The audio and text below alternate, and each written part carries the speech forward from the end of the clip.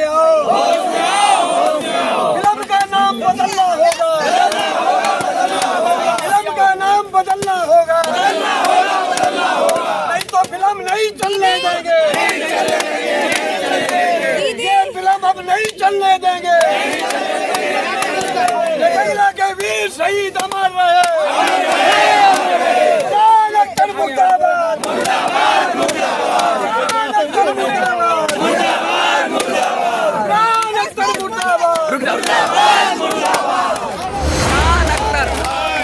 फरहान अख्तर, फरहान अख्तर, फरहान अख्तर, फरहान अख्तर, फरहान अख्तर, हाय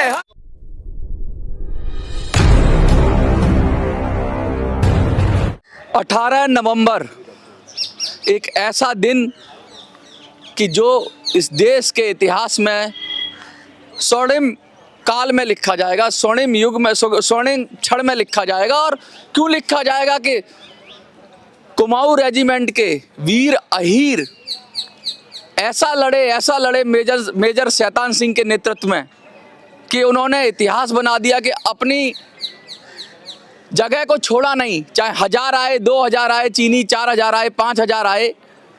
1962 की वो लड़ाई, उन्होंने वो जो बलिदान दिया, सर्वोच्च बलिदान दिया कि सब लोग आज नतमस्तक हैं।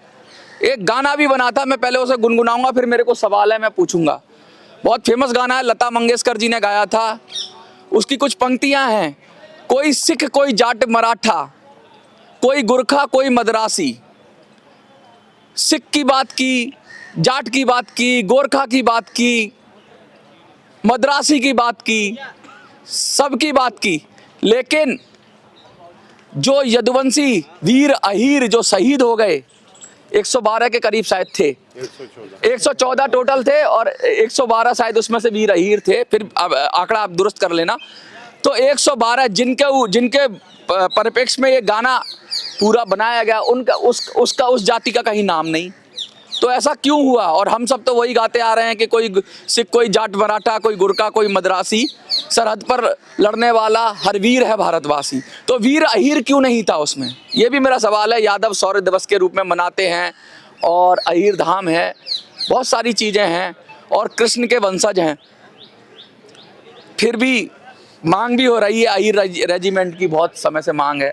महासचिव जी हैं, अन्याय तो वहीं हो गया था जब ये गाना लिखा गया था।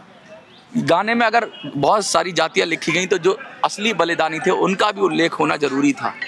क्या लगता है आपको? सबसे पहले आप मीडिया वालों को दिल की गहराई से धन्यवाद। हमारे हर प्रदेश से आए हुए सभी बंधुओं को हार्दिक अभिनंदन है। मध्य प्रदेश से हमारे कवि जी आए हैं और हमारी मध्य प्रदेश की अध्यक्ष आई हैं और सभी हैं, कविवर जी हैं, सभी लोग हैं। ऐसा है, अभी मैं रिजंगला जाके आया हूँ, लद्दाख, जहाँ आज तक आपने सुना होगा कि 4 धाम सुना होगा, 5वां धाम अगर कोई है तो वीर अहीर धाम है। लेकिन जिनकी इतनी बड़ी शहादत, इतना गौरवपूर्ण इतिहास है, 200-250 मेडल ये सम्मान के मिले हैं, कोई गद्दारी के नहीं मिले हैं, युद्ध के मिले हैं, शहादत के। परमवीर चक्र मिला है योगेंद्र यादव जी को। जी, परमवीर चक्र योगेंद्र यादव जो मेडलों उपरांत मिलता है वो जीते जी अगर किसी को मिला है तो यदुवंशियों को मिला है। बहुत बड़ी बात है। लेकिन कहीं न कहीं हम तो सरकार को भी कहेंगे कि कहीं न कहीं ये राष्ट्र के लिए शहादत देने का काम करते हैं, वसुधैव कुटुंबकम सभी को जोड़ करके चलने का काम करते हैं, लेकिन जब इनके सम्मान का नंबर आता है तो इनको पीछे कर दिया जाता है। यह बड़े दुख की बात है। अभी आपने कहा लता मंगेशकर जी ने गाया, उनसे भी हम लोग उस समय बात की है, उन्होंने गलती मानी कि हमें तो पता नहीं, हमें तो एक सिगरेट लिखा था, हाँ, एक सिगरेट के लिफाफे में लिख करके भेज दिया। उस समय पूरा देश रोया था, ये मेरे वतन के लोग। आज उसी के नक्शे कदम पे जब अहीर रेजिमेंट की मुहिम पूरे भारतवर्ष में छिड़ गई, हर संगठन इस लड़ाई को लड़ रहे हैं, हर अपने 27 करोड़ यादव लड़ रहे हैं, तो कहीं न कहीं पीछे रक्षा मंत्री जी ने कहा, यादव जी अब तो अग्निवीर बन गया, अब तो सबको बराबर कर दिए। तो वहाँ भी हम लोगों ने कहा कि अगर अग्निवीर बना है तो उसमें जैसे नेता अभिनेता के भी लड़के जाएं, हम लोग भी जाएंगे। 4 साल की ट्रेनिंग पूरे भारत के हर नागरिक की होनी चाहिए। तो वहाँ भी हमारे साथ अन्याय हुआ।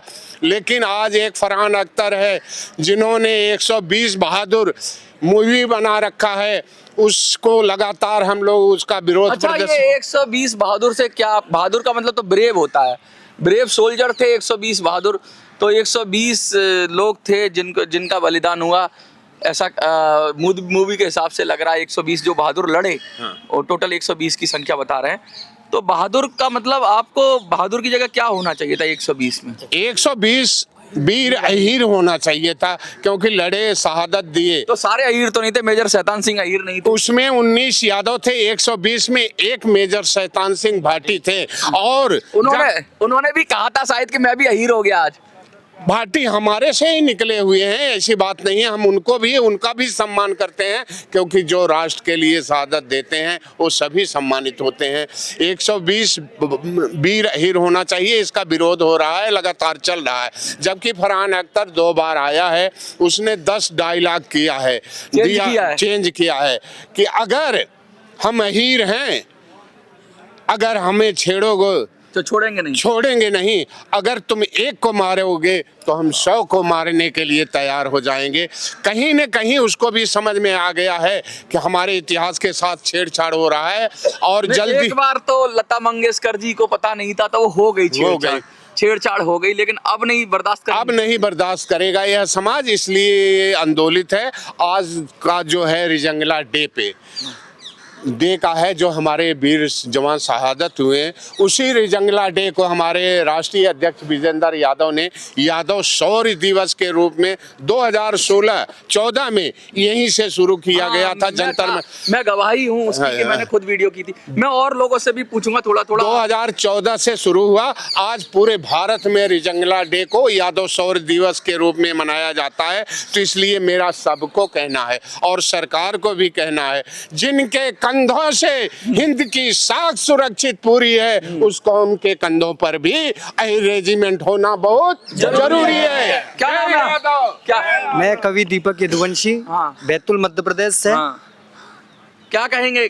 कविराज हैं तो फिर कुछ तो कहेंगे कविता के माध्यम से। मैं इतना ही कहूंगा कि अपने ही इशारों से जिसने चंदा सूरज को चलाया है, क्या है हमारा इतिहास। भगवान श्री कृष्ण यदुवंश में पैदा हुए थे, और जिस प्रकार से हम यदुवंश को आज की सरकार इग्नोर कर रही है, हमारे राष्ट्रीय अध्यक्ष आदरणीय विजेंद्र जी भाई साहब के माध्यम से लगातार हम जंतर मंतर पर आंदोलन कर रहे हैं।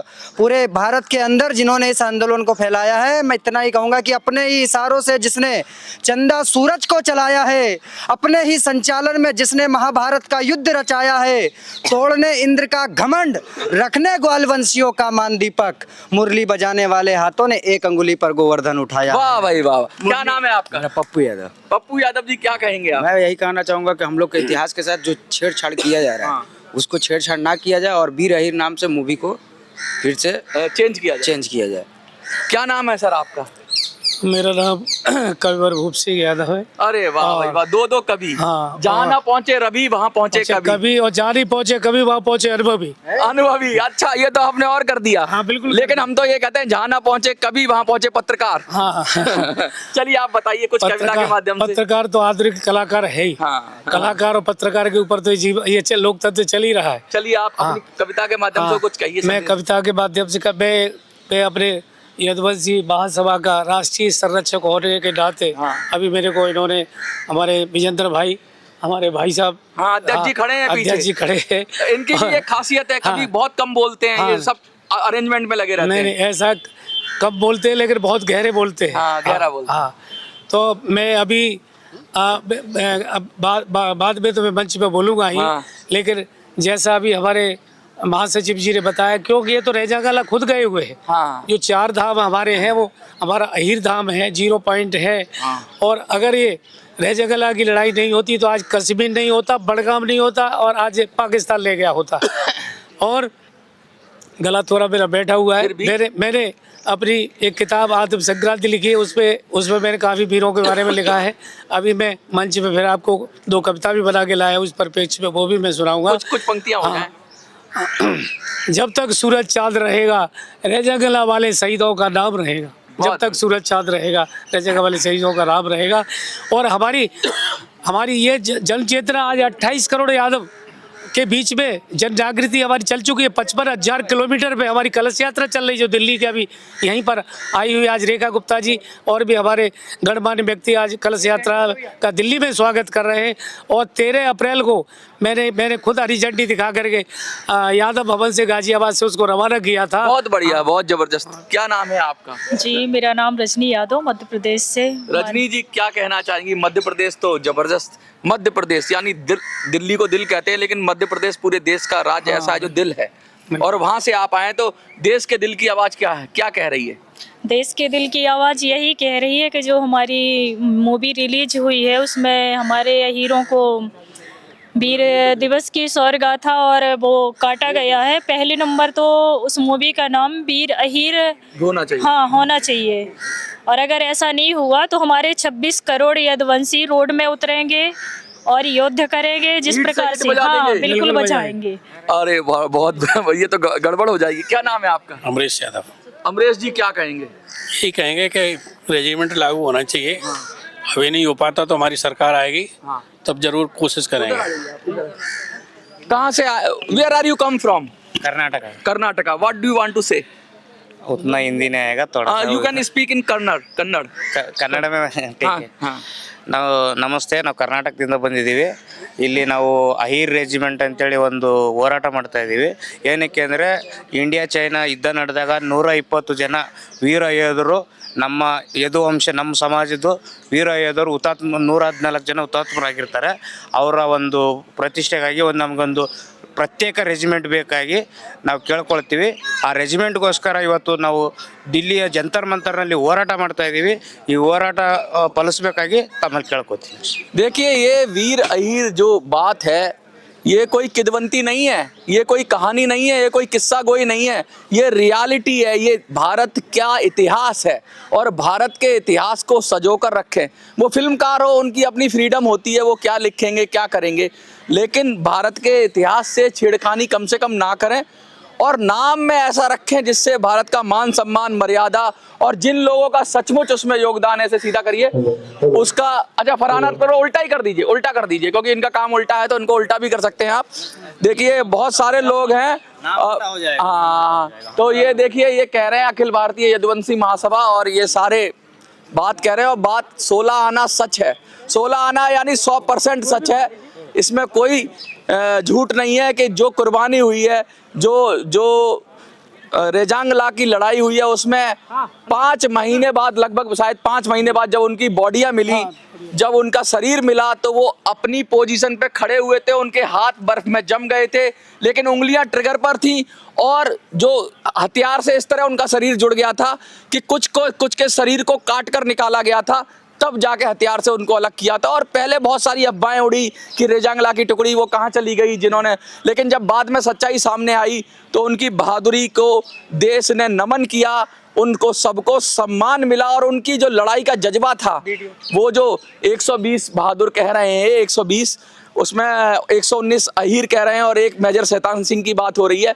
उन्होंने जो लड़ाई लड़ी, कुमाऊं रेजिमेंट थी, लेकिन उन्होंने जो लड़ाई लड़ी और जो उन्होंने वीरता का किया, उसके लिए परमवीर चक्र भी अगर उन्हें मिला मेजर शैतान सिंह को तो वो बहुत कम था। मुझे तो लगता है उन सबको परमवीर चक्र मिलना चाहिए था, क्योंकि जो वीरता उन्होंने दिखाई उसका कोई सानी नहीं है इस देश के इतिहास में। इतना बड़ी जबरदस्त लड़ाई अब तक कुछ नहीं है। अहीर धाम की बात कर रहे हैं, अहीर रेजिमेंट की बात कर रहे हैं, और हर जाति का सम्मान इस देश में सुरक्षित होना चाहिए। वो जाति कोई भी हो, अगर उसका कुछ ना कुछ इतिहास है तो उसको भी उतना ही सम्मान मिलना चाहिए जितना बाकी सबों को। आपको क्या लगता है? कमेंट में लिखिए। देखते रहिए मिनी संजय। रेजिमेंट रेजिमेंट भीख नहीं, भीख नहीं, विजय वीरगति, विजय जय यादव, बोलिए द्वारकाधीश की जय।